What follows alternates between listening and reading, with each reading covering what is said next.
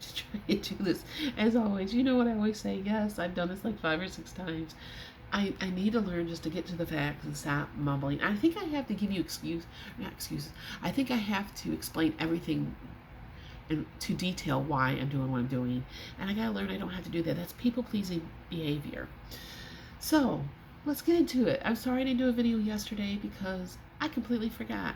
And this is why we're here, because I need to learn to build discipline, routine, schedules. So what's today's category? My home. My home, your home should be your sanctuary, and it's not. And I know that's part of my problem with my depression and with my health, my eating. I'm not making excuses, but this is the reasons. And now that I've recognized it, obviously got to change it. COVID hit, and it threw me. For the first time, we've always been, lower middle class. We've always just, our bills were always paid. We always had a little bit of money to do things, but by any means were we well off. COVID hit. Jason lost his job. We moved here, so I wasn't working, and we went to an internet that was really, really bad. So it limited us in a lot of what we could do. We didn't have a vehicle. My vehicle hardly ran. And when it did run, it'd break down, and it was very expensive to fix. And so we were stuck with him having to get a work from home job. Thank goodness during COVID, that was one good thing. It did open up opportunities that way.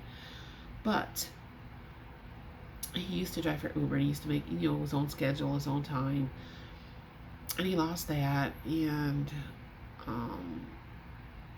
just fell in hard times. And I turned to food.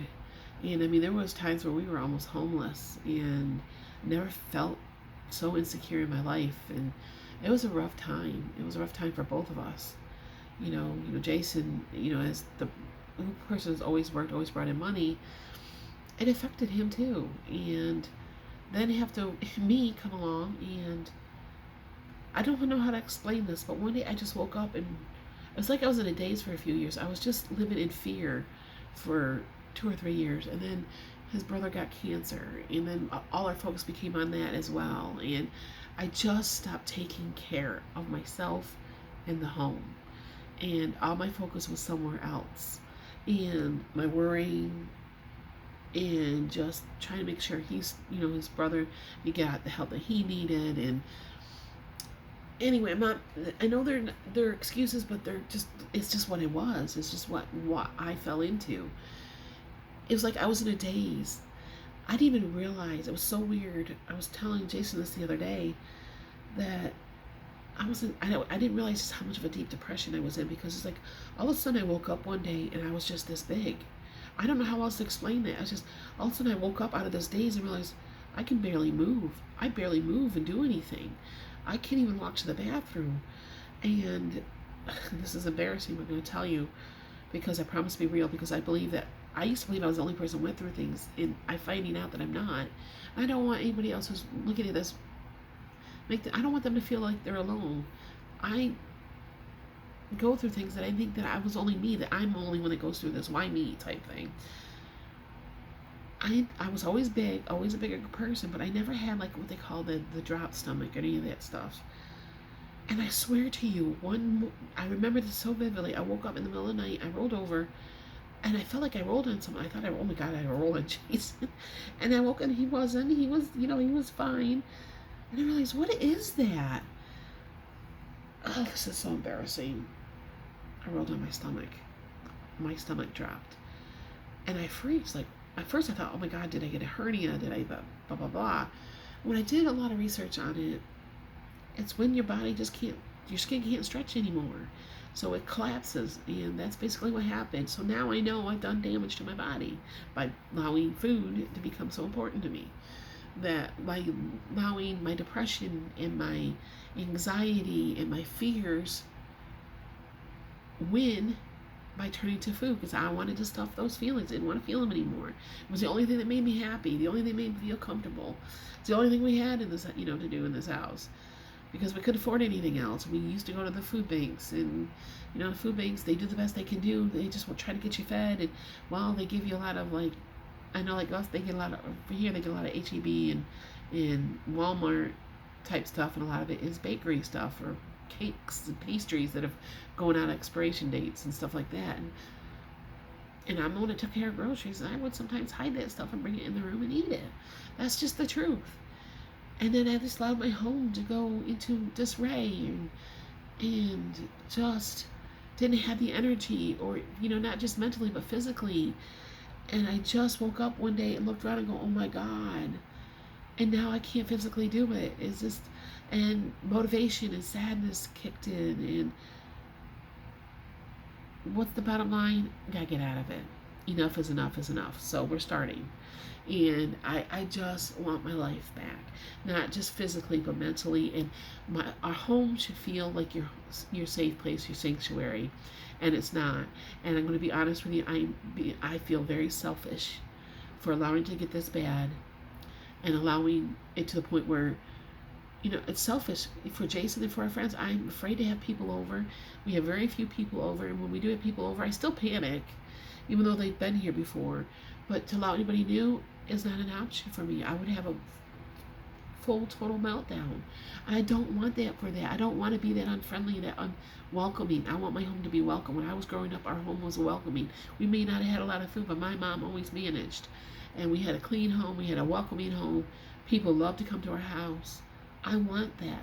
We don't have a lot of friends. Don't get me wrong. But we have family, we have friends, and I want them to feel comfortable enough to come over, and not me sit there in a whole panic the whole time going, oh, you saw that mess, oh my God, what is that? Oh, I don't want that anymore. It's not fair to Jason either. Now people are going to say, well, then let him clean. No, the point is, if I allow somebody else to do it, what am I teaching myself? Because I am comfortable allowing other people, let somebody else do it. It's not his job. And I selfishly, is that, and some people I know will disagree, he works, he makes the money. I'm home all day. There is no excuse. I don't want to give that as an excuse. It's not fair to him. It's not fair to him. It's not fair that he already can't have a lot of his friends over because of me, and that he just accommodates that. That's not fair to him. And I want to prove to myself that I can make this a home for us. I want my next July 4th where people can come in. I want to have a July 4th party, barbecue, all of it. So I have to put actions to my words. So that's why I'm taking on the responsibility and not him. Because I need to prove this for myself. I need to do this for myself. I need to prove that I can do this, that I am worth getting my life back together. When I come in, this house, I want it to be my sanctuary, my room. I want it to be comfortable because I'm here a lot. So what's the plan?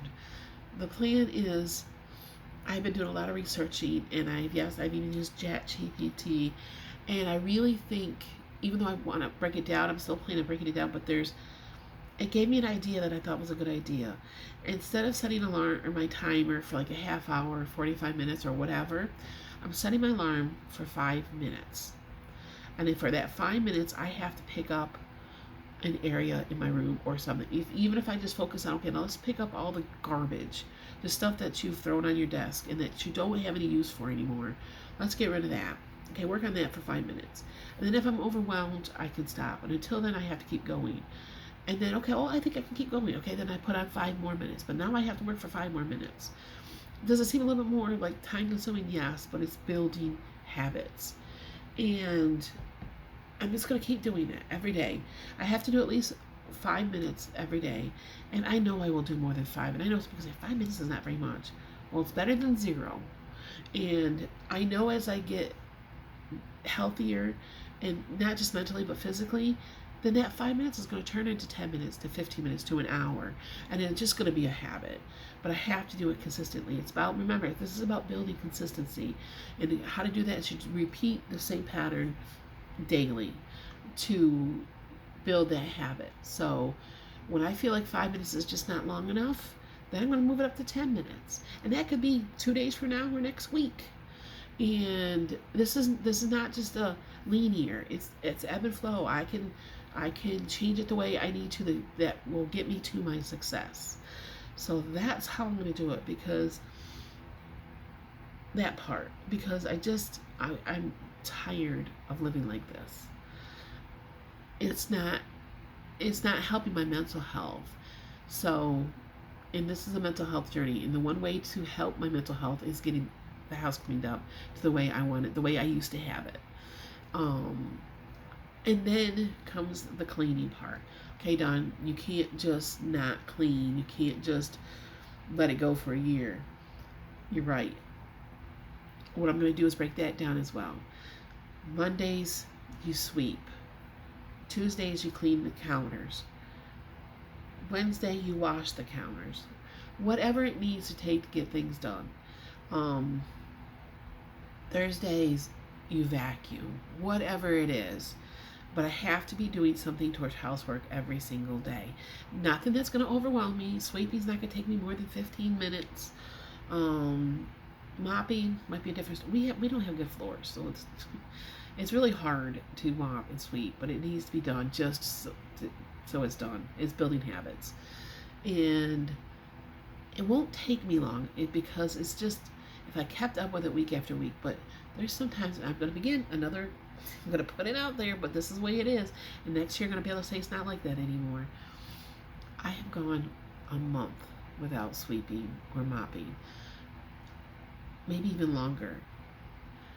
Because I just got into that. I just don't care. Why bother sweeping when the floors are the way they are?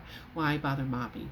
Well, health-wise, is you're breathing that crap in. We do have an air thing that I use, air cleaner.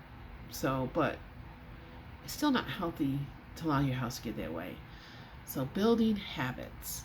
And that's how I know that some may disagree with it.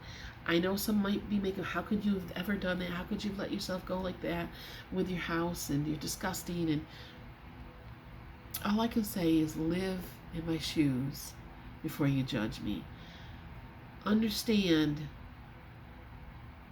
what I've been through. Understand that depression and anxiety in life hits each of us differently, and we all react differently. And I have hated on myself for long enough. I have punished myself for long enough. I'm not doing it anymore, and I'm not going to allow somebody else to punish me, make me feel bad. It is what it is. It is. I know a lot of people don't like that saying, but it's the truth. I can't change what's happened, but I can change what's going to happen. And, well, to a degree, obviously. I am going to be putting effort into this. I need to build discipline again, because I used to clean even when I didn't like it. Well, guess what? We need to get back to that. But now I have mobility issues, which I'm working on. So I'm hoping, no, I know as the better I'm able to move around, the more I'm going to be able to get done, and more I'm going to it's just going to get better and better and better. But for now, 5 minutes at a time, one day at a time. So, all right, guys, I'm sorry if this was really long, but I wanted to get that all out there. And just know, if you're struggling, you're not alone. I'm here. Don't let other people, I've lived my life too long worried about what other people thought, and I still struggle with it. And the point is, we all have made choices that are not right, or we're not our best in our best interest. There's nothing we can do about it. The choices have been made. What has happened. We have to move on. We can only control from this point on. And that's what I'm looking at. And I don't care if Smo Joe from Alabama thinks that I'm a fat, lazy pig. Oh, well. Then they're not a very good human that has no empathy. That's not my problem. I know that I have made some bad choices. I know that. And I don't need to be told that I'm fat and that I'm ugly and I'm lazy, because you don't know who I am. They don't know who I am. People like that and I don't want to get on a tangent, but just remember, when people put you down and make fun of you, they are projecting their lies onto you. And what I do in my life is not their business. So if they want to hate on me, hate on me.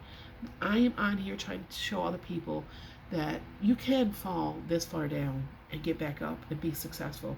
And I'm going to prove it. And thank you if you came along. And thank you, that that you decided to follow me. And just know, if you're going through it too, you're not alone. I'm here, and I'm always going to cheer you on too. So, all right, guys, I'll talk to you soon. Bye.